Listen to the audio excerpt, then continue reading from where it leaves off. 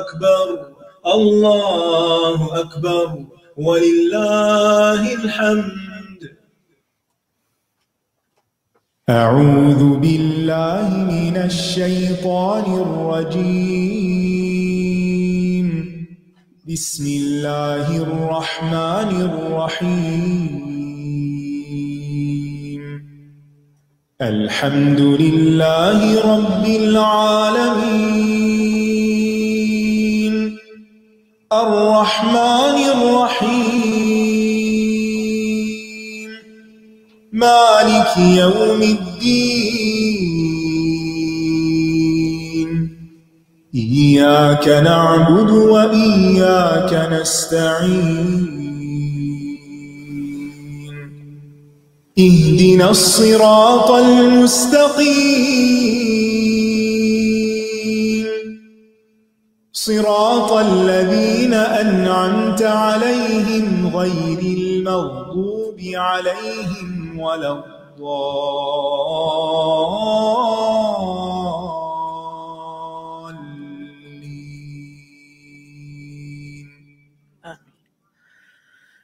السلام علیکم ورحمۃ اللہ وبرکاتہ. وعلیکم السلام ورحمۃ اللہ وبرکاتہ. کیا حال ہے سب کا؟ الحمدللہ. آج ہم انشاءاللہ سورۃ النمل کی آیت نمبر 29 سے شروع کریں گے. پہلے 29 سے 31 تک کی تلاوت سنتے ہیں. نحمدہ ونصلی علی رسولہ الکریم. اما بعد فاعوذ باللہ من الشیطان الرجیم. بسم اللہ الرحمن الرحیم. رب اشرح لی صدری ویسر لی امری واحلل عقدۃ من لسانی یفقهوا قولی. قالت يا أيها الملأ إني ألقي إلي كتاب كريم إنه من سليمان وإنه بسم الله الرحمن الرحيم ألا تعلوا علي وأتوني مسلمين. ملکہ بولی اے سردارو، میری طرف ایک معزز خط ڈالا گیا ہے. بے شک وہ سلیمان کی طرف سے ہے اور وہ اللہ کے نام سے شروع ہوتا ہے جو بڑا مہربان نہایت رحم کرنے والا ہے. یہ کہ تم میرے مقابلے میں سرکشی نہ کرو اور میرے پاس فرما بردار بن کر چلے آؤ. تو ہم دیکھتے ہیں کہ سلیمان علیہ السلام کے حکم پر ہدہد خط لے کر ملکہ تک جا پہنچتا ہے، اور جب اس نے ملکہ کی طرف خط پھینکا تو ملکہ نے اہل دربار سے کہا کہ میرے پاس ایک خط ڈالا گیا ہے جو بہت معزز ہے. وہ کیوں معزز کہلایا آگے اس کی وضاحت انشاءاللہ آئے گی. اور پھر خاص طور پر کہا کہ یہ بسم اللہ الرحمن الرحیم سے شروع ہوتا ہے. یہ خط سلیمان علیہ السلام کی طرف سے اور بسم اللہ سے شروع ہوتا ہے. اور اس خط کا مضمون بس اتنا ہی ہے، اللہ تعالی علیہ واتونی مسلمین. ون لائنر ہے. قالت یا ایہا الملأ، کہنے لگی اے سرداروں. ملا کا لفظ قرآن مجید میں بارہا استعمال ہوا ہے، اور یہ لفظ ان اشرافیہ کے لیے استعمال ہوتا ہے، درباریوں کے لیے استعمال ہوتا ہے جو حاکم کے ارد گرد ہوتے ہیں.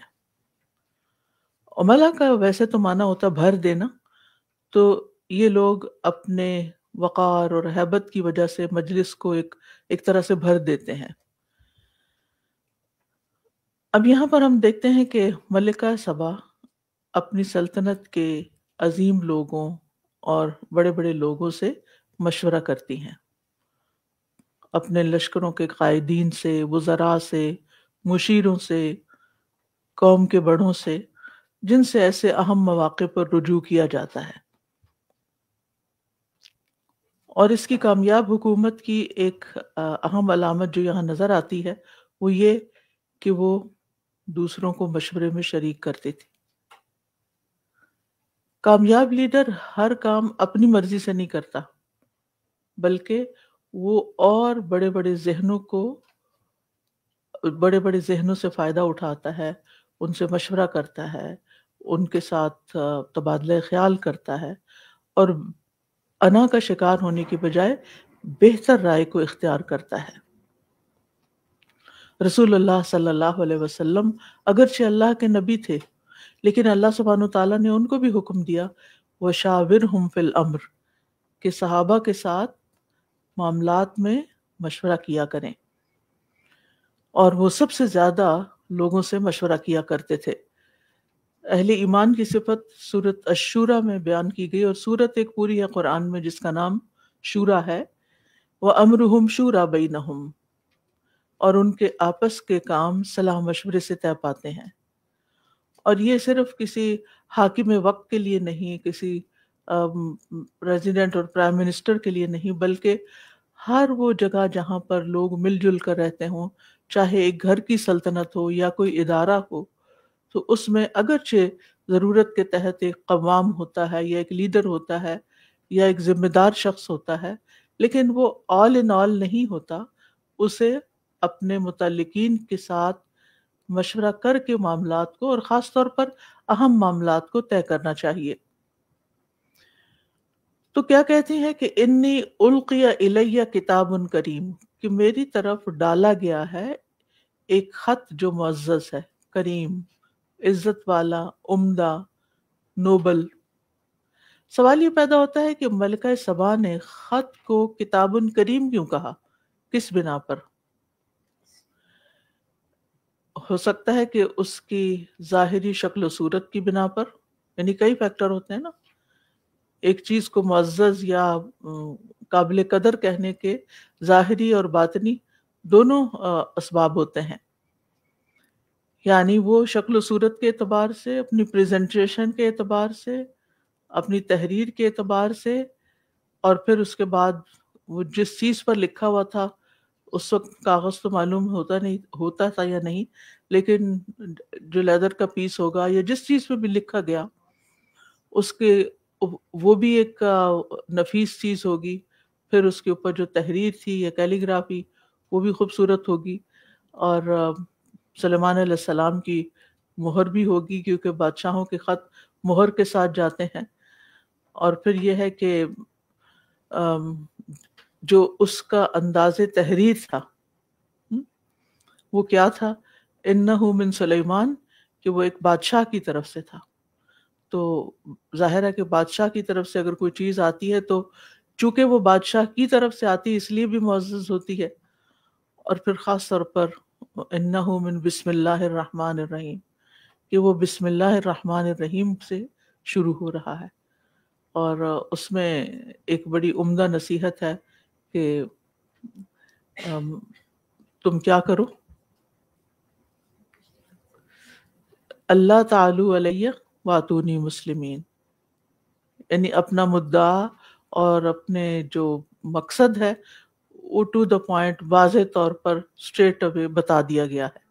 اس میں کوئی جھول والی بات نہیں، کوئی دو معنوں والی بات نہیں، اس میں کسی قسم کی کوئی دھمکی نہیں دی گئی، بلکہ بہت حکمت کے ساتھ اور عمدہ نصیحت کے ساتھ ان کو اپنی طرف آنے کی دعوت دی گئی، اور یعنی اپنی طرف کی بجائے بھی اسلام کی طرف، یعنی ملکہ کو خطاب بھی اچھی طرح کیا گیا اور اس کے ساتھ ساتھ اسلام کی دعوت بھی دی گئی۔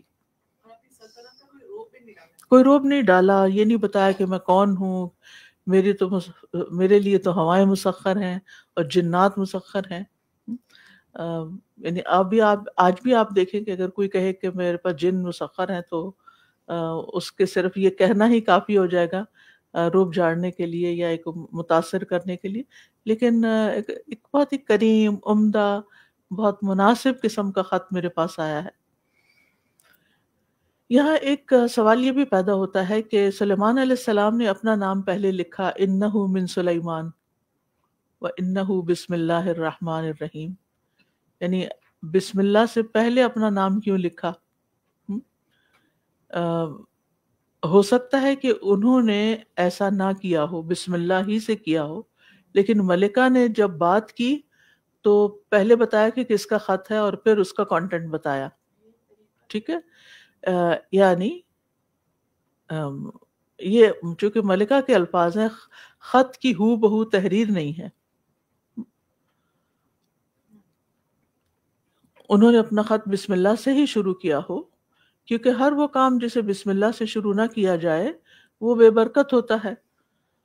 اور پھر آپ دیکھیے کہ سلیمان علیہ السلام اتنے عظیم بادشاہ ہونے کے باوجود یہ نہیں لکھتے کہ انہو من ملک سلیمان یا کچھ، بلکہ اپنے نام کے ساتھ بادشاہ ہونے کا ذکر تک نہیں کرتے، اور نہ ہی کلام میں کہیں بھی اپنے کسی شاہانہ انداز کا کوئی اظہار ہے، بلکہ صرف سادہ انداز میں اپنا نام ذکر کیا اور پھر مقصد بتا دیا، اللہ تعالی علیہ واتونی مسلمین.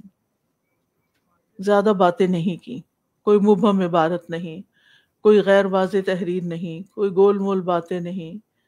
دو باتیں ہیں، ایک بات یہ کہ تم تابع ہو جاؤ اور غرور نہ کرنا بلکہ عاجزی اختیار کرنا، اور اس لیے کہ تمہیں دوسری بات اسلام کی طرف بلایا جا رہا ہے، میرے پاس مسلمان ہو کر آؤ.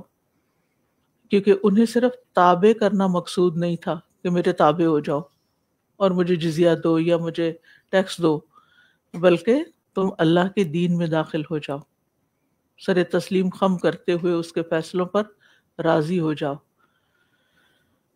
اور سلیمان علیہ السلام کا یہ انداز شاہی نہیں بلکہ پیغمبرانہ ہے. ٹھیک ہے جی. اور اس میں آپ دیکھیے کہ شاہی جلال بہرحال تھوڑا سا نظر آتا بھی ہے، لیکن اصل میں ایک پیغمبرانہ شان زیادہ نمایاں ہے، کیونکہ اس میں میرے پاس تابع فرمان بن کر آ جاؤ اور پھر یہ کہ مسلمان ہو کر آ جاؤ. تو دونوں حیثیتیں ایک طرح سے سامنے آتی ہیں، لیکن اس کے اندر ایک پیغمبرانہ شان زیادہ نظر آتی ہے. اور ویسے بھی حقیقت یہ تھی کہ سلیمان علیہ السلام میں دونوں صفات موجود تھی، دونوں چیزیں ہوں گی. اور پھر یہ ہے کہ ان آیات میں جو خاص سیکھنے کی باتیں ہیں وہ خط لکھنے کا یا میسج لکھنے کا ادب بتایا گیا ہے کہ کیسے خطاب کیا جاتا ہے کسی کو، اور اس میں یہ کہ تحریر واضح ہونی چاہیے اور آغاز بسم اللہ کے ساتھ ہونا چاہیے اور اپنا تعارف کرانا چاہیے. آج کل تو ظاہر ہے ہاتھوں سے خط کوئی کم ہی لکھتا ہے، ای میلز کی جاتی ہیں اور اس میں بھیجنے والے کا نام سب سے اوپر لکھا ہی ہوتا ہے، اور پھر جس کو بھیجی جا رہی ہوتی ہے اس کا نام بھی موجود ہوتا ہے، یعنی ڈیفالٹ میں وہ خانے بنے ہوئے ہیں ان کے اندر ڈال کے پتہ چل جاتا ہے. تو دوبارہ لکھنے کی ضرورت نہیں بھی ہوتی کہ فلاں کی طرف سے، صرف بسم اللہ سے ہی کام شروع کیا جا سکتا ہے، بات شروع کی جا سکتی ہے. اور پھر یہ ہے کہ تحریر میں سادگی ہونی چاہیے، سمپل الفاظ ہونے چاہیے، اختصار ہونا چاہیے، مقصد میں کمی واقع نہ ہو، بہت لمبی باتوں سے پرہیز کرنا چاہیے. بعض اوقات کام کی بات چھوٹی سی ہوتی ہے، ہم اس کے شروع میں اتنی لمبی تمہید باندھ دیتے ہیں کہ جو پڑھنے والا ہوتا ہے وہ تمہید تک ہی رہ کے آگے جو کام کی بات ہوتی ہے وہاں تک پہنچتا ہی نہیں ہے. تو ہمیشہ میسیجز میں اختصار ہو، عام فہم زبان ہو کہ دوسرے کو کسی پریشانی کا سامنا نہ ہو. اسی طرح یہ ہے کہ اب خط لکھنے یا میسج یا میل کرنے کے علاوہ واٹس ایپ میسیجز بھی ہوتے ہیں، تو ضروری نہیں کہ ہر دفعہ بسم اللہ لکھی جائے ان پر، کیونکہ اس سے پھر ایک وہ خط نہیں ہوتا، وہ ایک سمپل میسج ہوتا ہے. لیکن ویسے ہی فون اٹھائیں جب صبح کے وقت یا جب بھی، تو آپ بسم اللہ پڑھ لیا کریں تاکہ جو بھی کام اس میں آپ کریں ان سب کے اندر برکت ہو.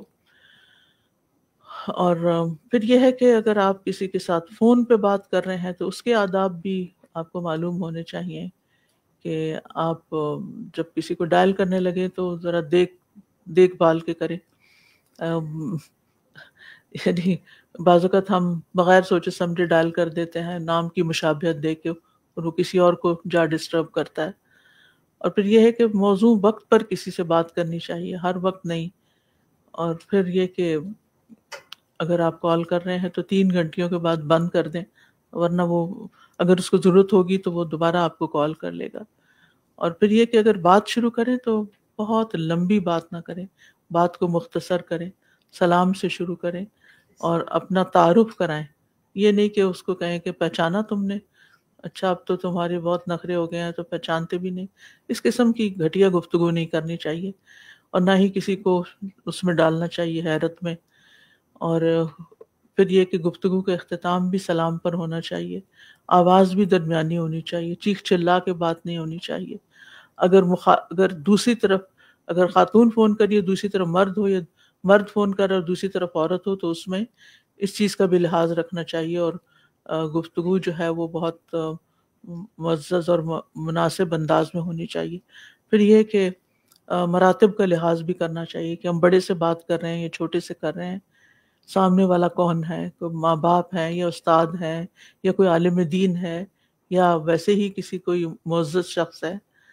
اور پھر اسی طرح یہ ہے کہ کوئی اور فون کر رہا ہو تو بلا ضرورت اس کا سننا بھی نہیں چاہیے کہ بلا کیا باتیں کر رہا ہے، اور دوسروں کے میسیجز بھی نہیں سننے چاہیے. خام خواہ کا تجسس بھی ٹھیک نہیں. اسی سے آپ دیکھیں کہ بعض اوقات میاں بیوی کے درمیان جھگڑے شروع ہو جاتے ہیں. چھپ چھپ کے خواتین بعض اوقات ہسبینڈس کے فون کھول کے ان کو دیکھتی ہیں کس کس کا میسج آیا اور کس کا ہے. اگر آپ کو کوئی شک بھی ہو رہا ہے تو معاملہ اللہ کے حوالے کر دیں، تجسس میں نہ پڑیں، کیونکہ تجسس سے معاملات خراب ہی ہوتے ہیں. اور پھر یہ کہ اس آیت سے جو خاص بات پتہ چلتی ہے وہ یہ کہ اطاعت اللہ ہی کی ہونی چاہیے، وَأْتُونِي مسلمین. اور پھر آپ دیکھیے کہ انبیاء علیہ السلام کی زندگی کا اولین مقصد لوگوں کو اللہ کا بندہ بنانا ہے، اللہ کی طرف بلانا ہے. چاہے وہ بادشاہ بھی کیوں نہ ہو تو ان کے اندر یہ مقصد نہیں ہوتا کہ وہ زیادہ سے زیادہ جو دنیا کے حصے ہیں ان کے اوپر قابض ہو جائیں. اور پھر یہ ہے کہ ان کی زندگی میں اسلام کی دعوت دینا جو ہے وہ چونکہ اولین مقصد ہوتا ہے. کہتے ہیں نا کہ وہ ایک شعر بھی ہے، نکشور کشائی، اس سے پہلا کیا ہے؟ ہاں، شہادت ہے مطلوب و مقصود مومن، نمال غنیمت نہ کشور کشائی. یعنی مومن جو ہوتا ہے وہ اس کو کشور کشائی سے غرض نہیں ہوتی کہ ہمارے جھنڈے کہاں کہاں لہرا رہے ہیں اور ہمیں کس ملک پہ حملہ کر کے کیا ملے گا، بلکہ یہ ہوتا ہے کہ اللہ کا پیغام پہنچے. شہادت کا مطلب گواہی دینا بھی ہوتا ہے، یعنی گواہی دے رہے ہیں اور اس کے نتیجے میں اگر جان بھی چلی جائے تو وہ دوسری شہادت ہوتی، شہادت عین ہو گئی. تو یہ تو تھا رکوع یہاں مکمل ہو گیا. اب ہم وقفات کی طرف آئیں گے انشاءاللہ. اگر یہاں پر آپ کوئی بات کرنا چاہیں سلیمان علیہ السلام کے اس خط سے متعلق یا اوور آل لوگوں کے ساتھ کمیونیکیشن کے متعلق تو آپ بات کر سکتے ہیں. جی نجم السحر مائک دیجیے.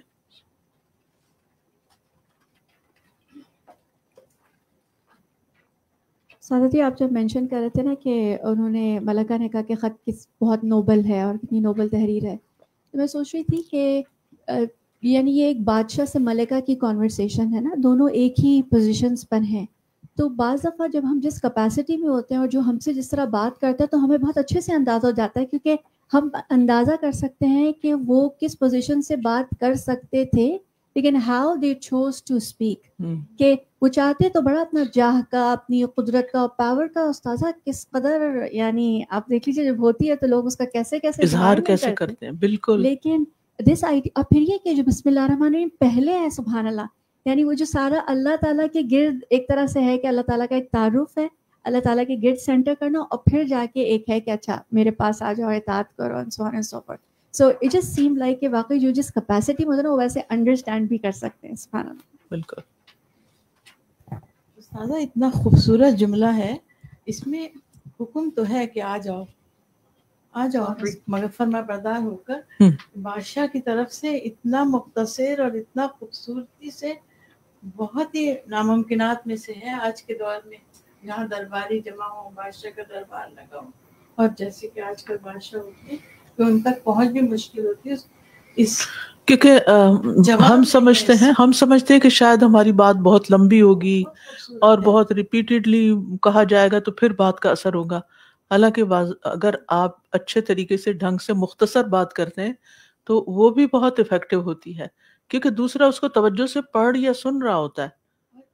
بعض میسیجز آپ دیکھیں 5 منٹ 6 منٹ 7 منٹ تک کے ہوتے ہیں, اور اگر آپ سننا شروع کرتے ہیں تو ایک ہی بات کئی دفعہ کوئی فوبیا ہو جیسے. اللہ جی کر کے جی نہ تم سرکشی کرو, نرمی بھی ہے, محبت بھی ہے, پیغام بھی ہے, جی دعوت نامہ بھی ہے. بالکل. اور آپ میں سے کوئی بات کریں, مونا کو دیجیے. سر جی یہاں پہ اصل چیز جو سامنے آ رہی ہے وہ مقصد ہے, جی جو سلیمان علیہ السلام کا مقصد تھا اور اس کے بعد جو ملکہ کا مقصد تھا, تو وہ مقصد جو ہے دونوں کے انتہائی ڈیسنٹ بیہیویئر کو جو ہے وہ شو کر رہا ہے. یعنی سلیمان علیہ السلام کا مقصد تھا کہ اس کو اللہ کے تابع کر دیا جائے, اور ملکہ کا مقصد یہ تھا کہ اس بات کو سمجھا جائے اور اس کو سنا جائے. یعنی اس نے بھی کسی قسم کے نہ تو کوئی ڈر کا احساس اظہار کیا, نہ کوئی ریٹیلیشن کا اظہار کیا. اس نے ایک مشورے والا انداز اپنایا اپنے عمرا سے. تو اس کا بھی مقصد یہ تھا کہ یہ جو بات ہے اس میں یقیناً کوئی ایسی چیز ہے کہ اس کو سننا چاہیے اور اس میں توجہ دینی چاہیے. یہ نہیں سوچنا چاہیے کہ ایک پرندہ خط لے کے آ گیا ہے تو 100 بٹ پرندہ ہی لایا ہے نا, پتہ نہیں کہاں سے لے آیا ہے, کوئی من گھڑت چیز نہ ہو. سازا جی مجھے یہ خیال آ رہا ہے کہ جیسے سلیمان علیہ السلام کی جیسی عظیم سلطنت تھی, جیسی حکومت تھی جو ان کا تھا, تو جیسے ایک ملکہ سبا کو سلیمان علیہ السلام نہیں جانتے تھے, لیکن سلیمان علیہ السلام ہو سکتا ہے ان کی سلطنت اور ان چیزوں کو جانتی ہوں, سنے ہو. جیسے جو سپر پاور ہوتا ہے, they are well known to everyone. تو جب کوئی سپر پاور کا لیڈ اگر آپ سے بات کر رہا ہوتا ہے تو آپ کو کسی کو انٹروڈیوس کرنے کی ضرورت نہیں ہوتی کہ یہ فلاں کے لیڈر یا فلاں کے بادشاہ کی طرف سے. اگر آپ صرف اس کا نام بھی لیں تو ایوری بڈی نوز دیم. تو ایسا لگ رہا ہے کہ جیسے انہوں نے کیجولی سب کو بتایا کہ یہ سلیمان کی طرف سے, تو ایوری ون نوز کہ یہ ویل نون پرسنالٹی ہوں گے اس دور کی, شاید کہ یہ ویل نون ہوں. جی جی سمینا. استاد جی میں یہاں پہ یہ مشورے والی بات جو ہے نا, اس کو سوچ رہی تھی کہ ایک اچھے لیڈر کی پہچان جو ہے کہ وہ مشورے سے کام کرتا ہے. تو ہم دیکھتے ہیں کہ آج بھی اگر ہم دیکھیں HR وغیرہ میں جب انٹرویو کیا جاتا ہے تو سب سے زیادہ اس چیز کو فوکس کرتے ہیں کہ کون خود سے فیصلہ کرتا ہے اور کون ٹیم ورک پہ جو ہے کام کرتا ہے.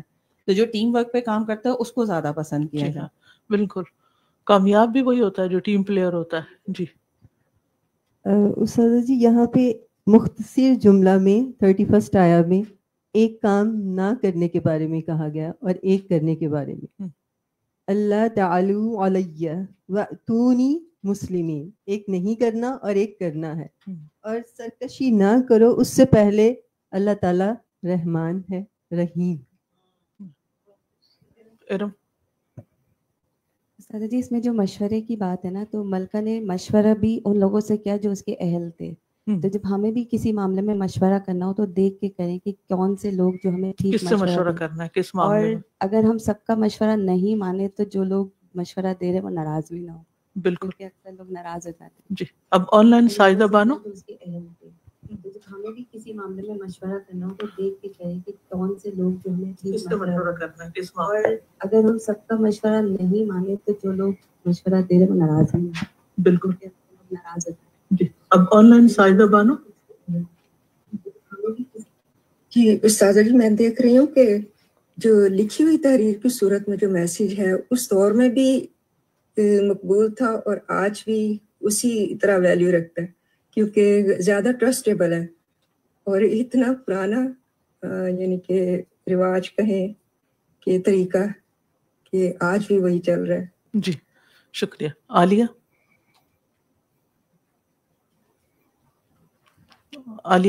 استاذہ جی جیسے کہ صحابہ کرام کتنے یقین پہ تھے نا اپنے دین کے, وہ بھی اسی طرح کے مختصر سے کسی نان مسلم سے ملتے تھے تو اسے ڈائریکٹلی کہہ دیتے ہوتے تھے کہ اسلام لے آؤ کامیاب ہو جاؤ گے. بالکل. نبی صلی اللہ علیہ وسلم نے جو خطوط لکھے اس میں بھی اسلموا تسلموا. تو اسلام کی دعوت دیتے ہوئے کوئی بہت اس کو کمپلیکیٹڈ نہیں بنانا چاہیے, اور کوئی کیونکہ جتنے آپ خود کانفیڈنٹ ہوتے ہیں نا کسی چیز کے معاملے میں اس کا اظہار بھی اتنی آسانی سے کر لیتے ہیں. جی سمیتا.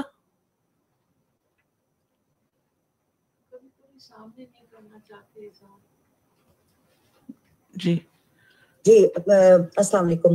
ایسے تھا کہ میں سوچ رہی تھی کہ جتنی لمبی بات ہوتی ہے انسان نہ اپنی بھی پرسنالٹی کھو دیتا ہے اور ساتھ اس بات کا بھی مقصد ختم ہو جاتا ہے.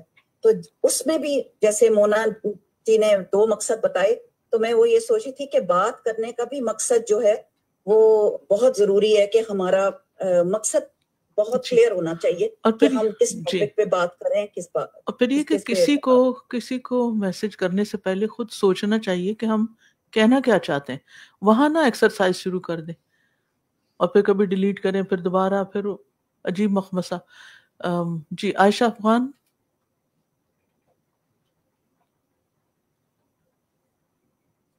جی السلام علیکم ورحمۃ اللہ وبرکاتہ. استاذہ میرے دماغ میں ہمیشہ ایک سوال ہی اٹھتا رہا ہے, وہ یہ کہ آپ نے مختصر کلام کی بات کی, تو پھر ایسا کیوں ہوتا ہے کہ ہمیں جب ہم قرآن کی تفسیر بھی پڑھ رہے ہوتے ہیں تو ہمیں بہت لمبی تفاسیر کی ضرورت پڑتی ہے یا بہت زیادہ ایکسپلینیشن کی ضرورت پڑتی ہے.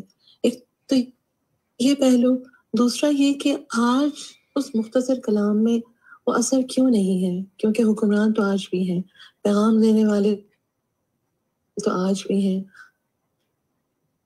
آج میں اثر نہیں ہوتا, تو اس کی کیا وجہ ہے؟ جی تفسیر کی جہاں تک بات ہے نا, آپ دیکھیے خط لکھنے میں اور تفسیر کرنے میں فرق ہے, دونوں الگ الگ موضوع ہیں. یعنی خط لکھنا, کسی کو میسج کرنا ایک الگ کام ہے, اور قرآن کو کھول کر بیان کرنا حتیٰ کہ بات سمجھا دی جائے, جیسا کہ نبی صلی اللہ علیہ وسلم جب کوئی بات کرتے تھے تو بعض اوقات کتنی دفعہ دہراتے تھے, 3 دفعہ دہراتے تھے. تو وہ کیونکہ یہ دین ہے, اور دین کی بات اور تعلیم ہے کہ تعلیم کی چیز اس وقت تک بیان کی جا سکتی ہے مناسب انداز میں جب وہ دلوں پہ اثر کر جائے. اور جہاں تک آپ کی بات ہے کہ ہماری مختصر بات کسی پہ اثر کیوں نہیں کرتی, تو وہ کہنے والے پر بھی ڈیپینڈ کرتا ہے نا, کہ اس کے اپنے اندر کیا اور اس کے اندر کتنا یقین ہے. اب اس کو ایک چھوٹی سی مثال سے سمجھاؤں گی. جیسے کچھ لوگ ہیں وہ رقیہ خود سے پڑھتے رہتے ہیں, ان پہ کوئی اثر نہیں ہوتا, پھر وہ کہتے ہیں رقیہ ہی کوئی نہیں فائدے کا, رقیہ سے اعتماد اٹھ جاتا ہے. حالانکہ بات یہ نہیں ہوتی. اور وہی رقیہ ایک دفعہ ایک راقی پڑھتا ہے اور مسئلہ حل ہو جاتا ہے. پر کس چیز کا؟ یقین, کہ یہ پڑھ رہا ہے پورے یقین کے ساتھ کہ ایسا ہوگا, اللہ پہ پورا توکل ہے, اور دوسرے کا نہیں ہے. اسی طرح لوگوں سے کمیونیکیشن کرتے ہوئے اگر آپ کو اپنی بات پر, اپنے کام پر پورا یقین ہے, تو پھر جو آپ بات کریں گے وہ دوسرا سنے گا بھی. لیکن اگر آپ کو خود ہی نہیں ہے تو پھر آپ چھوٹی بات کریں یا لمبی کریں, کوئی فائدہ نہیں. جی قرۃ العین. میں یہاں پہ ملکہ صبا کی پازیٹیو جو پرسنالٹی ہے اس پر سوچ رہی تھی کہ کیسے سب سے پہلے ایک تو مشورہ کیا, پھر دوسری کسی خط کو, کسی دوسرے کی چیز کو ویلیو کرنا کہ وہ کتاب کریم ہے. تو یہ آپ کی سوچ جو ہے آپ کو کسی بھی پازیٹیو نصیحت کو لینا کتنا آسان کر دیتی ہے. اور سیکنڈلی میں سوچ رہی تھی کہ مشورہ تو فرعون نے بھی کیا تھا اپنی دربار میں لوگوں سے, لیکن وہاں اس کی جو ذات تھی اس میں تکبر کا جو عکس تھا وہ بہت نمایاں تھا, اس لیے اس کا فائدہ نہیں ہو سکا. جزاک اللہ خیر. بالکل آپ نے صحیح کمپیریزن کیا ہے, اور اس میں ملکہ کی جو خوبی ہے وہ بھی نظر آتی ہے کہ اس کا جو انداز تھا اور جو دوسروں کی چیز کو ویلیو کرنا, یہ بھی ایک بہت بڑے اخلاق کی بات ہوتی ہے. آپ دیکھیں کسی کے کام کو اپریشیٹ کرنا, کسی کی چیز کا, کسی کے میسج کو ایکنالج کرنا, یہ عمدہ اخلاق کی گواہی دیتا ہے نا, کہ آپ ایک بااخلاق انسان ہیں. چلیے ہم آگے چلیں گے وقفات تدبریہ پر. جی آپ کچھ کہنا چاہتے ہیں؟ ان کو دیجیے آسیہ کو, اور پھر ہم وقفات پہ چلتے ہیں. بس بات کے اختصار سے خیال ہے استاذہ جی کہ اب خاص طور پر درس و تدریس خاص طور پہ آپ کسی جگہ بلائیں تو وہ یہی ہوتا ہے کہ وہ کہتے ہیں بس آپ تھوڑی دیر, گھنٹے کا درس اب ہارڈلی کوئی لوگ چاہتے ہیں, وہ کہتے ہیں بس 20 منٹس 25 منٹس اتنی دیر کا کریں. اور ہم یہ سوچتے ہیں کہ اچھا بات کو کوشش کی جائے کہ اب ٹائم اگر کم دے رہے ہیں تو اس میں زیادہ سے زیادہ ایسنس نکال کے اتنی بات کر دی جائے, بجائے اس کے کہ ہم طویل اس کی ایگزامپل جتنی اچھی تیاری ہوگی اتنی کم وقت میں آپ زیادہ اچھی بات کر سکیں گے.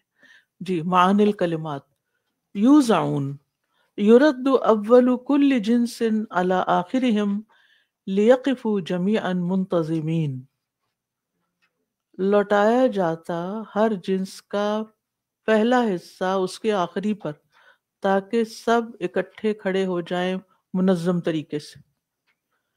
औज़अनी अलहिमनी, मुझे इल्हाम कर, मुझे तौफीक दे। फमकस गैर बईदिन बक़िया ज़मनन गैर तवीलिन, लंबे मुद्दत तक बगैर लंबी मुद्दत के ठहरा, यानी थोड़ी देर गुजरी थी। सबा इन मदीनतिन बिल यमन, सबा यमन का एक शहर है। अल खबअ अल मखबूआ अल मस्तूरा अनिल आयुन, खब का मतलब है आंखों से छुपा हुआ। अल मलउ अशराफुन नास, लोगों में से जो सरदार होते हैं। तालु अलैया ततकब्बरु अलैया, मुझ पर तकब्बुर न करो। अल वक़फ़ातु तदब्बुरिया नंबर 9। वक़ाल अल्हम्दुलिल्लाहिल्लज़ी फ़द्दलना अला कसीरिम मिन इबादिहिल मुअमिनीन। वहाज़ा उन्वानु सआदतिल अब्द, और ये बंदे की सआदत की अलामत है। अन यकून शाकिरन लिल्लाहि अला निअमिहि दीनियति व दुनियवियति, कि वो तमाम दीनी और दुनियावी नेमतों पर अल्लाह का शुक्र अदा करने वाला बन जाए। यानी अगर कोई शुक्रगुजार बंदा है तो ये उसकी अपनी खुशकिस्मती है। उन्वान सआदतिल अब्द, यहाँ से बंदे की सआदतमंदी का पता चलता है। व अन यरा जमीअन निअमी मिन रब्बिही, और ये समझ ले कि ये सारी नेमतें उसके रब की तरफ से हैं। फला यफ़खरु बिहा वला युअजिबु बिहा, तो वो न उन पर फख्र करे और न उन पर गुरूर करे।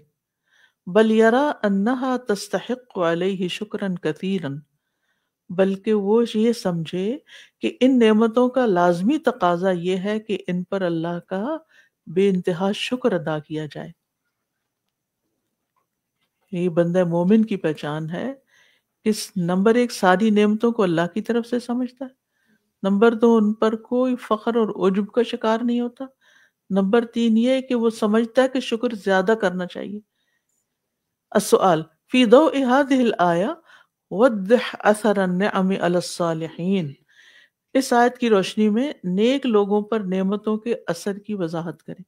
ये 3 जो बातें मैंने पीछे कही हैं। नंबर 10 ववरिथ सुलैमान दाऊद, आई फिल मुल्की वन नुबुव्वती, यानी बादशाहत और नबुव्वत में सुलेमान अलैहिस्सलाम दाऊद अलैहिस्सलाम के वारिस हुए। वलैसल मुरादु विरासतुल माली, और यहाँ माल की वरासत मुराद नहीं, क्योंकि अंबिया के वारिस, अंबिया का वर्सा नहीं, माली वर्सा नहीं तकसीम होता। इज़ लौ कान कज़ालिका लम यखुस्स सुलैमान वहदहु मिन बैन साइरि औलाद दाऊद, क्योंकि अगर ऐसा होता तो दाऊद अलैहिस्सलाम की तमाम औलाद में से सिर्फ सुलेमान अलैहिस्सलाम को खास न किया जाता, क्योंकि दाऊद अलैहिस्सलाम के और बेटे भी थे। तो ये तो नहीं कि उन सबको महरूम करके सिर्फ माल की विरासत सुलेमान अलैहिस्सलाम को दे दी गई, नहीं। तो यहाँ विरासत से मुराद नबुव्वत और बादशाहत की विरासत है। फ़इन्नल अंबिया ला तुवर्रथु अम्वालुहुम, बस अंबिया का माल विरासत में तकसीम नहीं किया जा सकता या नहीं किया जाता। तो बेशक अंबिया का माल ला तुवर्रथु अम्वालुहुम। अस्सुआल मिन अजमल मा यरिथुल वलदु मिन अबीही अल ईमानु वल इल्मु वल हिकमतु बय्यिन ज़ालिका मिन खिलालिल आया। सवाल, एक बेटा अपने बाप से सबसे अच्छी जो विरासत हासिल करता है वो ईमान और इल्म और हिकमत है। यानी वालिदैन से जो चीज़ औलाद को सबसे अच्छी मिलती है वो माल नहीं, बल्कि ईमान, इल्म और हिकमत है। اس کو آیت کی روشنی میں واضح کریں. وَوَرِثَ سُلَيْمَانُ دَاوُودَ، یعنی اے فی الملک والنبوۃ، حکمت. نمبر 11، فتبسم ضاحكا من قولها وقال رب أوزعني أن أشكر نعمتك. قال الزجاج اکثر ضحک الانبیاء التبسم. زجاج کہتے ہیں کہ انبیاء کا زیادہ تر ہنسنا صرف مسکرانے کی صورت میں ہوتا ہے. وقوله ضاحکا ای متبسما، تو یہاں اللہ کے فرمان ضاحکا کا مطلب ہے مسکرا دیے. السؤال کیف کان ضحک الانبیاء علیہم الصلاۃ والسلام، انبیاء علیہم الصلاۃ والسلام کا ہنسنا کیسا ہوتا ہے؟ مسکرانا. نمبر 12، وتفقد الطير فقال ما لي لا أرى الهدهد أم كان من الغائبين لأعذبنه عذابا شديدا أو لأذبحنه أو ليأتيني بسلطان مبين. فی هذه الآیت دلیل علی تفقد الامام احوال رعیته والمحافظت علیہم. اس آیت میں اس بات کی دلیل ہے کہ حکمران کو اپنی رعایا کے احوال کی خبرگیری کرتے رہنا چاہیے اور ان کی حفاظت کرنی چاہیے. والمحافظت علیہم. فانظر الی الہدہد مع صغرہ کیف لم یخف علی سلیمان حالہ فکیف بعظام الملک. آپ دیکھیے کہ کس طرح ہدہد کے چھوٹا ہونے کے باوجود سلیمان علیہ السلام پر اس کی حالت مخفی نہیں رہی، چھپی ہوئی نہیں تھی کہ وہ موجود نہیں. کتنا چھوٹا سا پرندہ ہے اور ہزاروں لاکھوں کا لشکر، اور اس میں وہ ہدہد کے بارے میں بات کر رہے ہیں کہ وہ کہاں ہے. تو ان کا کیا حال ہوگا جو ان کی بادشاہت میں بڑے بڑے لوگ ہوں گے. اگر ہدہد کو وہ نہیں ان سے اوجھل نہیں ہوا، ہدہد کا معاملہ اوجھل نہیں ہوا، تو باقیوں کا کیسے ہو سکتا ہے؟ یعنی کتنا میٹیکولسلی وہ اپنی ساری کنگڈم کی چیزوں کی حفاظت کر رہے ہیں، ان کو دیکھ رہے ہیں. یعنی رعایا کا لفظ ہے ہی رعایت سے کہ ان کی کیسی رعایت ہے. ہم سب کو بھی سوچنا چاہیے کہ ہم جس جگہ پر بھی ذمہ دار ہیں، چاہے اپنے گھر میں ہی، اور کچھ نہیں تو کرے کچن ہی ہماری کسٹڈی میں ہے، تو اس میں تمام چیزوں کا حال کیا ہے، فریج کا حال کیا ہے صفائی وغیرہ کے اعتبار سے، اور کبرز اور ڈرارز، اور کیا ہے گھر میں اور کیا نہیں، اور ان کے اوپر کیسی ٹیگنگ ہوئی ہوئی ہے، اور کس طریقے سے اس کو رکھا ہوا ہے، اور کون سی چیز ختم ہو رہی ہے، اور کون سی چیز مزید لانے والی ہے، اور کون سی چیز ایکسٹرا ہے کہ اس کو نکال دیا جائے. یعنی ہم میں سے کتنے لوگ، یعنی ایک چھوٹی سی مثال دیتے ہیں، یعنی ہر خاتون خانہ کو کیا کہا جاتا ہے؟ ربۃ البیت، گھر کی منتظم. تو اسی طرح گھر کے اندر جو افراد ہیں یا پیٹس ہیں یا کوئی بھی چیز ہے، تو ان سب کی کیئر کس طرح ہو رہی ہے. اور پھر بڑی مملکت اور ادارے اور باقی چیزیں بھی، ان سب کو، ہم سب کو اپنے اپنی ذمہ داریوں کو مزید جاننا بھی چاہیے. ہم میں سے ہر ایک کو اپنی جاب ڈسکرپشن پتہ ہونی چاہیے کہ اس خاص حیثیت میں میری ذمہ داری کیا کیا ہے، اور پھر اس میں سے کون سی چیز میں نہیں کر پا رہا تو اس کے لیے مجھے ہیلپ چاہیے، اس کو میں ڈیلیگیٹ کروں، اس کے لیے کوئی انتظام کروں.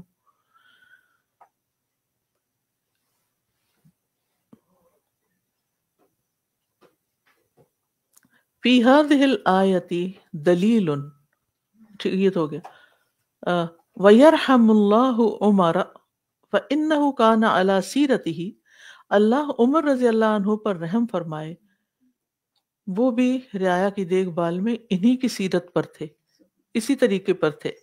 قال، وہ کہتے تھے، لو ان سخلۃ علی شاۃ الفرات اخذها الذئب لیسأل عنها عمر. اگر فرات کے کنارے پر بکری کے ایک بچے کو بھی ایک بھیڑیے نے پھاڑ کھایا تو عمر سے اس کا سوال کیا جائے گا. اور بعض روایتوں میں کتے کا لفظ آتا ہے، کتا بھوکا رہا تو اس کا بھی سوال ہوگا. السؤال، هل الامارۃ تشریف و فخر ام امانۃ و مسئولیۃ یسأل عنها صاحبها بین ھذا من الآیہ.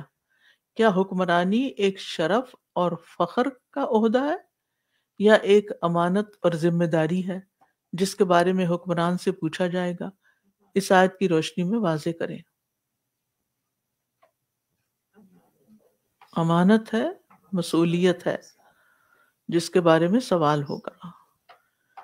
نمبر 13، لأعذبنه عذابا شديدا أو لأذبحنه أو ليأتيني بسلطان مبين.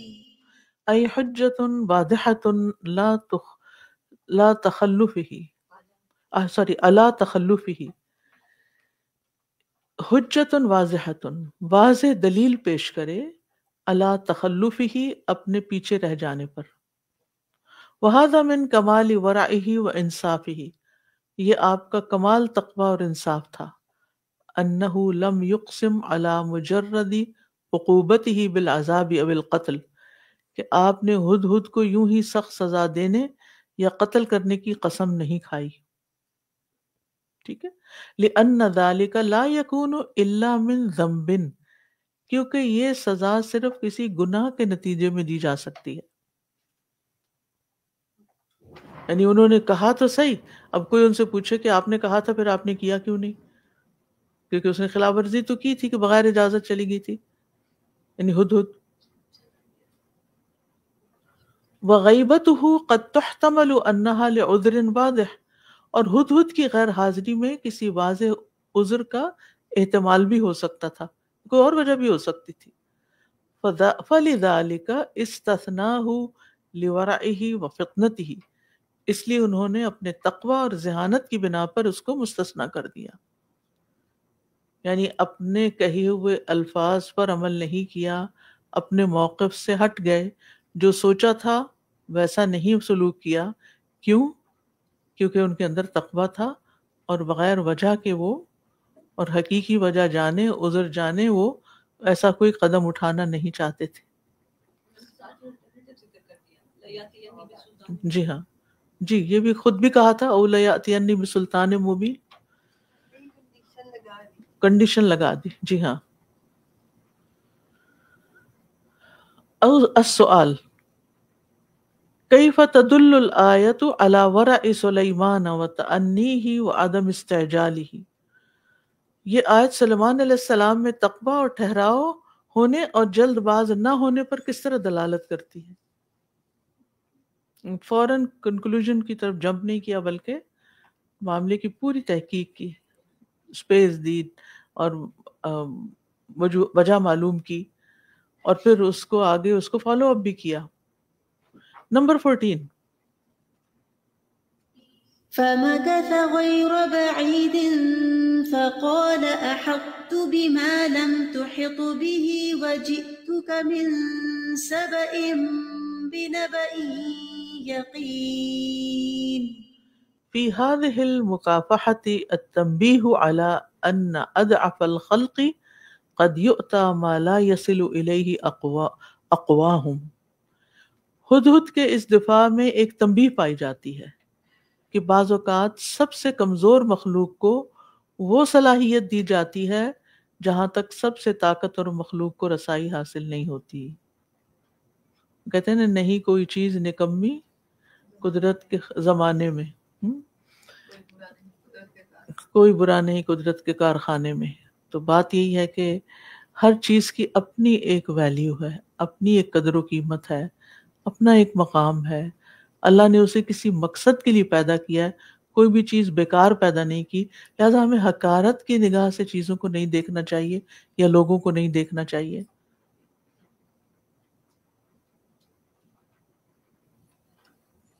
بعض اوقات یہ ہوتا ہے نا کہ کوئی ایک بچہ کمزور ہوتا ہے یا اس کے اندر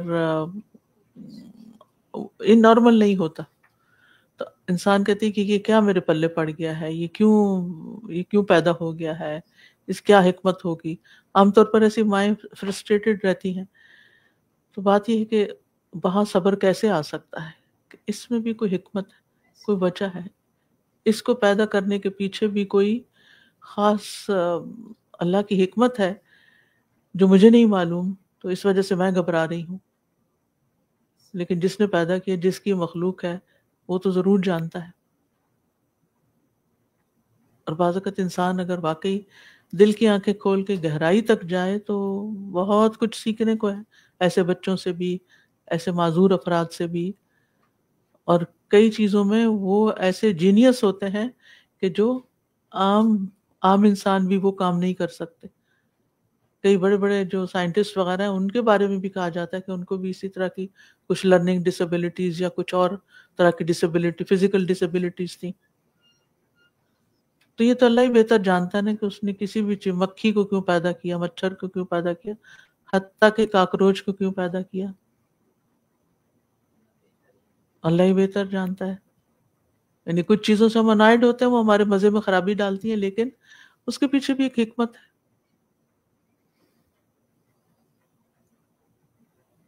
تو جب انسان اللہ کے فیصلوں کو قبول کر لیتا ہے نا، یہ اللہ کا فیصلہ، یہ تقدیر ہے، تو انسان کی زندگی پرسکون ہو جاتی ہے۔ اللہ ہی بہتر جانتا ہے کہ ایسا کیوں ہوا ہے۔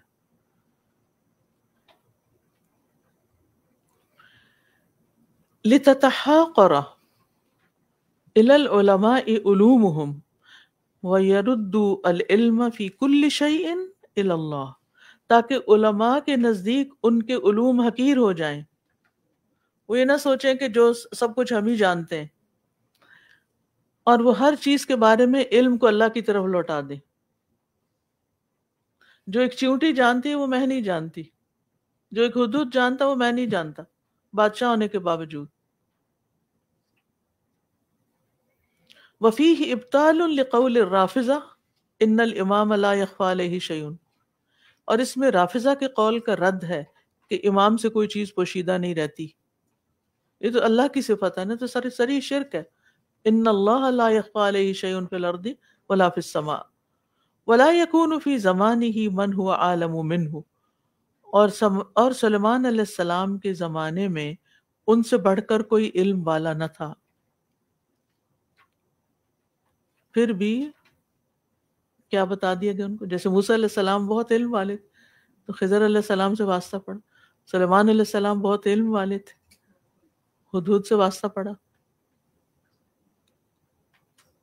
السؤال ما الذي يدل عليه معرفة الهدهد لما غاب عن سلیمان علیہ السلام مع سعة علمه وملكه، ہدہد کا ایسی چیز کو معلوم کر لینا جو سلیمان علیہ السلام سے اجھل رہی، باوجود اس کے کہ ان کا علم اور بادشاہت بہت وسیع تھی، یہ کس چیز پہ دلالت کرتا ہے؟ سبحانک لا علم لنا الا ما علمتنا، علم وہی ہے جو اللہ نے ہمیں دیا اور اپنا کچھ نہیں، اور اسی نے اگر ہم نے کچھ محنت بھی کی تو اسباب اسی نے پیدا کیے، اسی نے ہمارے لیے سارے وسائل پیدا کیے کہ ہم یہ جان سکیں۔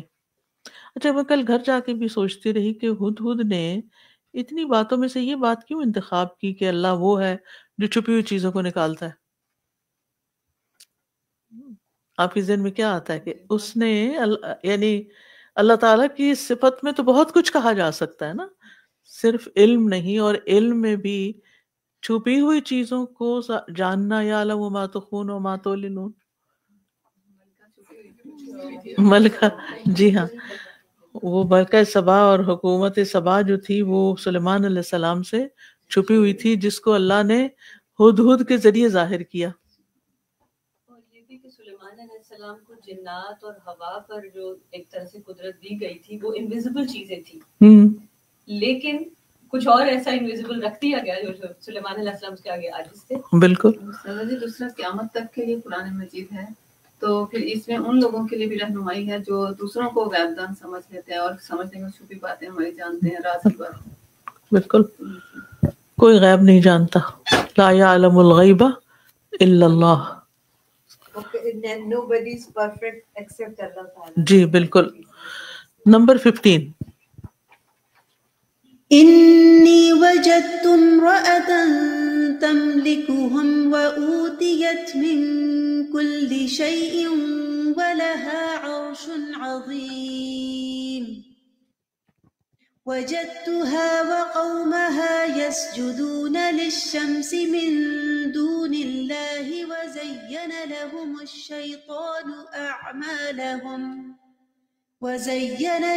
الشيطان أعمالهم فصدهم عن السبيل فهم لا يهتدون.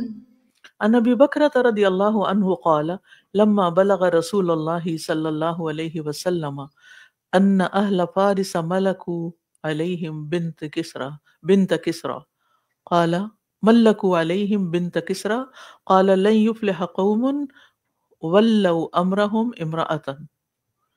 ابو بکر رضی اللہ عنہ سے روایت ہے، وہ کہتے ہیں کہ جب رسول اللہ صلی اللہ علیہ وسلم کو یہ خبر پہنچی کہ اہل فارس نے اپنے اوپر کسرا کی بیٹی کو حکمران بنا لیا ہے تو آپ نے فرمایا وہ قوم کبھی کامیابی حاصل نہیں کر سکتی جس نے اپنی حکومت کا والی ایک عورت کو بنا لیا. السؤال استخرج فائدۃ من الآیہ، اس آیت سے کوئی فائدہ نکالیے. اس میں باتیں تو بہت ساری ہیں جو پیچھے ہم ڈسکس کر چکے ہیں، لیکن ان کا اشارہ اس بات کی طرف ہے کہ عورت کی حکمرانی درست نہیں. اب یہ جو حضرت نبی صلی اللہ علیہ وسلم کا جو قول ہے، تو بعض یہ کہتے ہیں کہ وہ اس کے لیے خاص تھا جو یعنی کسرا کی حکومت کے لیے. یہاں ہم معاملہ دیکھتے ہیں تو یہ ملکہ تو اپنی قوم کے لیے دنیا کے آخرت کی کامیابی کا ذریعہ بن گئی. نمبر 16 دنیا کی بربادی سے بچایا اور اسلام لا کر اور قوم کو مسلمان کر کے آخرت کی کامیابی بھی حاصل کر لی.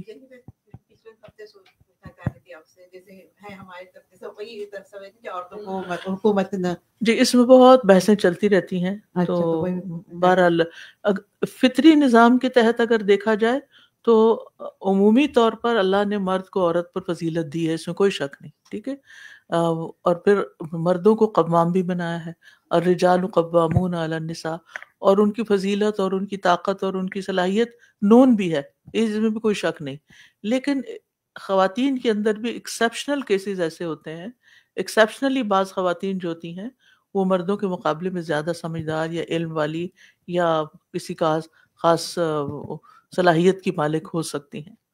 ٹھیک ہے، جیسے کہ ملکہ سبا ہی ایکسیپشن ہے، اس کو جنرل رول کے طور پہ نہیں لیا جا سکتا. ٹھیک ہے. نمبر 16 أَلَّا يَسْجُدُوا لِلَّهِ الَّذِي يُخْرِجُ الْخَبْءَ فِي السَّمَاوَاتِ وَالْأَرْضِ وَيَعْلَمُ مَا تُخْفُونَ وَمَا تُعْلِنُونَ. أَن يَعْبُدُوا الَّذِي لَهُ الْكَمَالُ كُلُّهُ بِالسُّجُودِ الَّذِي هُوَ مَحَلُّ الْأُنْسِ ومحط القرب ودارت المناجات وآیت المعافات، یعنی اس ذات کی عبادت سجدے کی صورت میں کریں جس کے لیے ہر قسم کا کمال ہے، کہ سجدہ انس کا مقام ہے، قربت کا ذریعہ ہے، سرگوشیوں کی جگہ ہے، معافی کی علامت ہے. کل تفصیل سے میں آپ کو سجدے کے فائدے بتا چکی ہوں. کوئی سجدہ کرتے ہوئے کچھ خیال آیا کل؟ الحمدللہ. ہمارے سجدے بہتر ہو جائیں نا تو ہمارے سارے معاملات درست ہو جائیں. فَإِنَّهُمْ لَوْ سَجَدُوا لَهُ سُبْحَانَهُ لَاهْتَدَوْا، پس یقیناً اگر یہ لوگ اللہ کے حضور سجدہ ریز ہوتے تو ہدایت پا لیتے. فَإِنَّ الصَّلَاةَ تَنْهَىٰ عَنِ الْفَحْشَاءِ وَالْمُنکَرِ، کیونکہ نماز برائی اور بے حیائی سے روکتی ہے. فَفَاتَ الشَّيْطَانَ مَا يَقْصِدُهُ مِنْهُمْ فِي الضَّلَالِ مِنَ الضَّلَالِ، تو شیطان کا ان کو گمراہ کرنے کا مقصد فوت ہو جاتا ہے. کیونکہ شیطان سب سے زیادہ روتا پیٹتا اسی بات پہ کہ انسان سجدہ کرے، کیونکہ اس نے خود نہیں کیا. السؤال ما اثر السجود للہ فی حیات الانسان، انسان کی زندگی پر اللہ کے لیے سجدہ کرنے کے کیا اثرات مرتب ہوتے ہیں؟ یہ پہلے جملے میں سب باتیں آ گئی. نمبر 17 قال سننظر أصدقت أم كنت من الكاذبين. في قوله أصدقت أم كنت من الكاذبين دليل على أن الإمام يجب عليه أن يقبل عذر رعيته. اس قول اصدقت ام کنت من الکاذبین میں اس بات کی دلیل ہے کہ حکمران پر واجب ہے کہ اپنی رعایا کا عذر قبول کرے. اگر کوئی سوری کرے، معافی مانگے، معذرت کرے، یعنی کسی بچے نے مثلا اسکول میں ڈسپلن کے خلاف کوئی کام کیا اور پھر سوری کر لیا اور پھر بتایا کہ میں بھول گیا تھا یا کوئی بھی، تو عذر قبول کر لینا چاہیے. وَيَدْرَأُ الْعُقُوبَةَ عَنْهُمْ فِي ظَاهِرِ أَحْوَالِهِمْ بِبَاطِنِ آثَارِهِمْ، اور ان کے باطنی عذر کی وجہ سے ان کے ظاہری حالات پر محمول کرتے ہوئے ان سے سزاؤں کو معاف کرے. ٹھیک. لِأَنَّ سُلَيْمَانَ لَمْ يُعَاقِبِ الْهُدْهُدَ حِينَ اعْتَذَرَ إِلَيْهِ، کیونکہ سلیمان علیہ السلام نے ہدہد کے عذر دینے کی وجہ سے اس کو سزا نہیں دی. وَإِنَّمَا صَارَ صِدْقِ الْهُدْهُدِ عُذْرًا، اور ہدہد کی سچائی ایک قابل قبول عذر بن گئی. السؤال من سنن الانبیاء التثبت من الاقوال وضح ذلك من الآیہ، انبیاء کا طریقہ یہ ہے کہ وہ باتوں کی تصدیق کرتے ہیں. تثبت ہوتا ہے کسی بات کو ویریفائی کرنا، کنفرم کرنا. اس آیت سے اس کی وضاحت کیجیے. یہ اوپر سب باتیں وضاحت والی ہیں. العمل بالآیات. نمبر 4 تذکر ثلاث نعم اختصک اللہ بہا، آپ 3 نعمتیں ایسی یاد کریں جن کے ساتھ اللہ نے آپ کو خاص کیا ہوا ہے. ثم اشکر اللہ تعالی علیہ اقتداء بالانبیاء، پھر انبیاء کی پیروی کرتے ہوئے ان نعمتوں پر اللہ کا شکر ادا کریں. وَلَقَدْ آتَيْنَا دَاوُودَ وَسُلَيْمَانَ عِلْمًا وقال الحمد للہ الذی فضلنا علی کثیر من عبادہ المؤمنین. نمبر 5 تأمل حیات النمل، چیونٹی کی زندگی پہ غور کیجیے.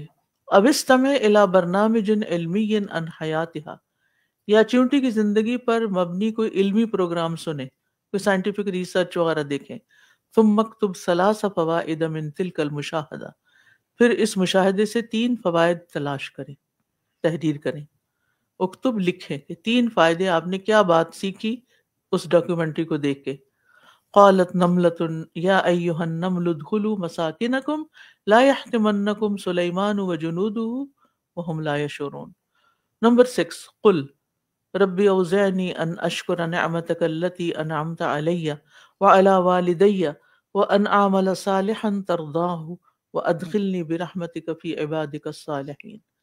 آپ یہ دعا مانگیں، اے میرے رب مجھے توفیق دے کہ میں تیری ان نعمتوں کا شکر ادا کروں جو تو نے مجھے اور میرے والدین کو عطا کی ہیں، اور یہ کہ میں ایسا نیک عمل کروں جس سے تو راضی ہو جائے اور مجھے اپنی رحمت سے اپنے نیک بندوں میں داخل کر لے. رب اوزعنی ان اشکر نعمتک التی انعمت علی وعلی والدی وان اعمل صالحا ترضاہ وادخلنی برحمتک فی عبادک الصالحین. نمبر 7 تثبت اليوم من خبر سمعتہ، آج آپ نے اگر کوئی خبر سنی ہو تو اس کی تحقیق کریں. فإن التثبت من الاخبار منہج قرآنی، کیونکہ خبروں کی تحقیق کرنا قرآنی منہج یا طریقہ ہے. لا یغفل عنہ الصالحون، جس سے نیک لوگ غافل نہیں ہوتے. قال سننظر اصدقت ام کنت من الکاذبین. نمبر 8 انکر منکرن رأیتہ فی الحی، آپ نے محلے میں جو برائی دیکھی ہے اس کا رد کیجیے. فہذا الہدہد انکر الشرک باللہ تعالی، تو یہ ہے ہدہد جس نے اللہ تعالیٰ کے ساتھ شرک کا انکار کیا. وجدتھا وقومہا یسجدون للشمس من دون اللہ. التوجیحات. نمبر 4 تبسم فی المواضع التي यहसनु फीहा तबस्सुम, जिन मौक़ों पर मुस्कुराना मुनासिब हो वहां आप मुस्कुराया करें। व इय्याका व जहामतल वजही अद्दाइमी, और हमेशा मुंह बसूर कर रहने से बचें। फतबस्सम दाहिकम मिन कौलिहा, हालांकि उन पर नाराज थे कि वो कहाँ गया, मैं सजा दूंगा उसको, उसे कोई दलील लानी होगी। और जब वो बात कर रहा है तो सॉरी, ये तो चींटियों से मुतालिक है, यानी जब चींटी की आवाज सुनी तो उस वक्त मुस्कुरा दिए। सॉरी, मैंने उसको गलत जगह कनेक्ट कर दिया। इज़ा अनअम अल्लाहु बिनिअमतिन अला अहद वालिदैका फशकुरहु अलैहा, जब अल्लाह आपके वालिदैन में से किसी पर कोई एक इनाम फरमाए तो उस पर अल्लाह का शुक्र अदा करें। यानी सिर्फ अपनी नेमतों पर नहीं, वालिदैन को मिलने वाली नेमतों पर भी शुक्र करें, क्योंकि वो नेमतें औलाद में ट्रांसफर होती हैं, उनसे औलाद भी फायदा उठाती है। फ़इन्न निअमत अलल वालिदी निअमतुन अलल वलदी, क्योंकि बाप को नेमत मिलना बेटे को नेमत मिलना है, या औलाद को नेमत मिलना। वलद का बेटा नहीं तर्जुमा करना, औलाद। वल्हम्दु वश्शुक्रु मिन अस्बाबि दवामिन निअम, और हम्द और शुक्र नेमतों को कायम रखने के असबाब में से है। रब्बि औज़िअनी अन अश्कुरा निअमतक अल्लती अनअमत अलैया व अला वालिदैया। नंबर 5, मन वल्लाहु अल्लाहु अमरन मिनल उमूरी फमिन तक़वल्लाहि अन यतफ़क़्क़द मा तवल्लाहु व यरआहु व तफ़क़्क़द अत-तैर फ़क़ाल मा लिय ला अरल हुदहुद अम कान मिनल गायबीन। अल्लाह जिसको कामों में से किसी काम की जिम्मेदारी सौंप दे तो अल्लाह का तक़वा ये है कि वो अपने मातहतों और जिम्मेदारियों का ख्याल रखे। लगता है अजान हो रही, अजान सुन लीजिए फिर मैं मुकम्मल करती हूँ क्योंकि थोड़ा सा रह गया।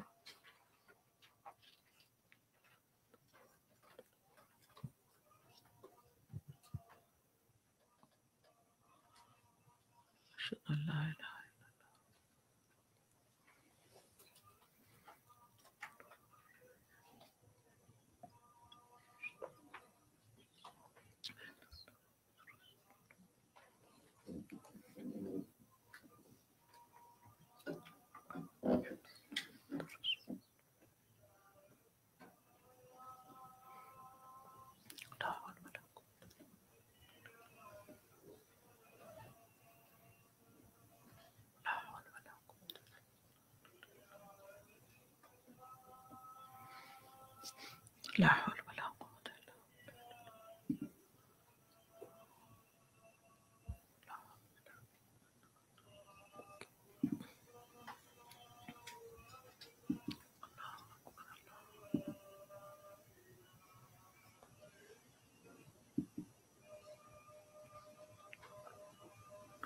ला इलाहा इल्लल्लाह।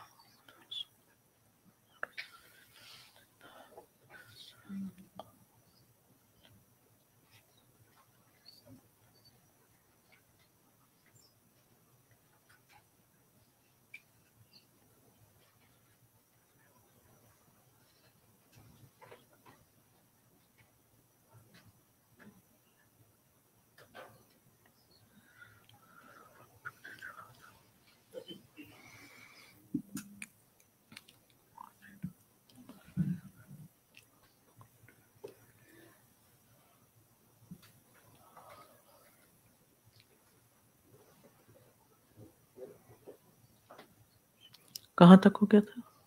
अल्लाह जिसको कामों में किसी काम की जिम्मेदारी सौंप दे तो अल्लाह का तकवा यह है कि वो अपने मातहतों और जिम्मेदारियों का ख्याल रखे। ये भी तकवा है, ठीक है ना? वो कहते हैं ना, मन यत्तक़िल्लाह यजअल लहू मखरजा। जब आप अपनी जिम्मेदारियां निभाते हैं तो गोया आप मुत्तकी इंसान हैं। वतफ़क़्क़द अत-तैर फ़क़ाल मा लिय ला अरल हुदहुद अम कान मिनल गायबीन। और ये तैर में और भी तैर होंगे ना, इसीलिए जो नहीं है उसकी बात हो रही है। नंबर 6, अल आक़िलु यारिफु ज़ुअफ़ अल मरअति फला यज़िज्जु बिहा फ़ीमा ला यसलुहु लहा मिनल अमाल। अक्लमंद ही औरत की कमजोरी जानता है, लिहाजा उस पर ऐसे अमाल का बोझ नहीं डालता जो उसके लिए मुनासिब नहीं। इन्नी वजदतु इम्रअतन तमलिकुहुम व ऊतियत मिन कुल्लि शैइन व लहा अर्शुन अज़ीम। ये मुझे समझ नहीं आई कि इन्होंने यहाँ से ज़ुअफ़ुल मरअ की बात क्यों की है, कहाँ से निकली है ये बात, क्योंकि यहाँ तो उसकी ताकत का इजहार हो रहा है ना انی وجدت امرأۃ تملکہم وأوتیت من کل شیء ولہا عرش عظیم۔ نمبر 7، تذکر ان الشیطان یزین القبیح للغافلین عن ذکر اللہ۔ ہمیشہ یاد رکھیں کہ شیطان برے کاموں کو ان لوگوں کے لیے مزین کرتا ہے جو اللہ کے ذکر سے غافل رہتے ہیں۔ اللہ اکبر۔ وَيَصُدُّ الْعَبْدَ عَنْ طَاعَةِ اللَّهِ تَعَالَى، اور وہ بندے کو اللہ کی اطاعت سے روکتا ہے۔ وَزَيَّنَ لَهُمُ الشَّيْطَانُ أَعْمَالَهُمْ فَصَدَّهُمْ عَنِ السَّبِيلِ فَهُمْ لَا يَهْتَدُونَ۔ تو ذکر سے غافل ہونا شیطان کو مسلط ہونے کی دعوت دینا ہے، اور جب شیطان مسلط ہو جاتا ہے تو وہ اللہ تعالیٰ کی اطاعت کے کام سے دور کرتا ہے انسان کو، اور برے اعمال کو خوبصورت بنا کے دکھاتا ہے۔ نمبر 8، یستحب فی تألیف الکتب والخطب والرسائل ان یبتدأ فیہا بالبسملہ۔ کتابوں، خطبات، رسائل کو تالیف کرنے میں مستحب یہ ہے کہ ان کو بسم اللہ سے شروع کیا جائے۔ انہ من سلیمان وانہ بسم اللہ الرحمن الرحیم۔ اچھا کیا کون سا ہے میرے پاس ہے؟ نمبر 19 اللہ یہ دکھائیے مجھے۔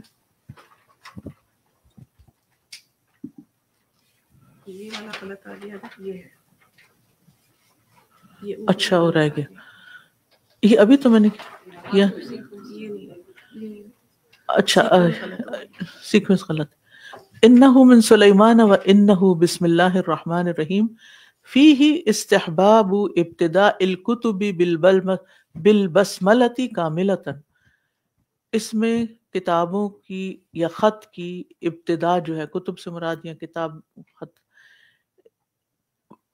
مکمل بسم اللہ سے شروع کرنا مستحب ہے، یعنی بسم اللہ الرحمن الرحیم پورا لکھا کریں، یہ مطلب ہے۔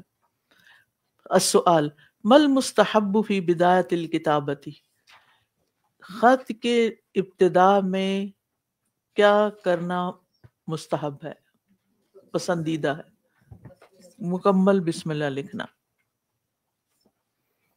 ٹھیک ہے، چلیے انشاءاللہ نیکسٹ ویک سیٹرڈے کو تو کنووکیشن ہے، گریجویشن ہے، اور پھر سنڈے کو انشاءاللہ یہ کلاس ہوگی دوبارہ، نیکسٹ کو شروع کریں۔ جی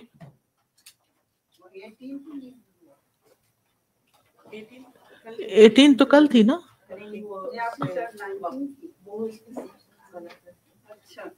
جی اچھا یہ ابھی سیکوینس ہو تھوڑا سا، جی میرے نوٹس میں الٹ ہو گیا۔ سبحانک اللہم و بحمدک اشہد ان لا الہ الا انت استغفرک و اتوب الیک۔ السلام علیکم و رحمۃ اللہ وبرکاتہ۔ اللهم صل على محمد وعلى آل محمد كما صليت على إبراهيم وعلى آل إبراهيم إنك حميد مجيد۔ اللهم بارك على محمد وعلى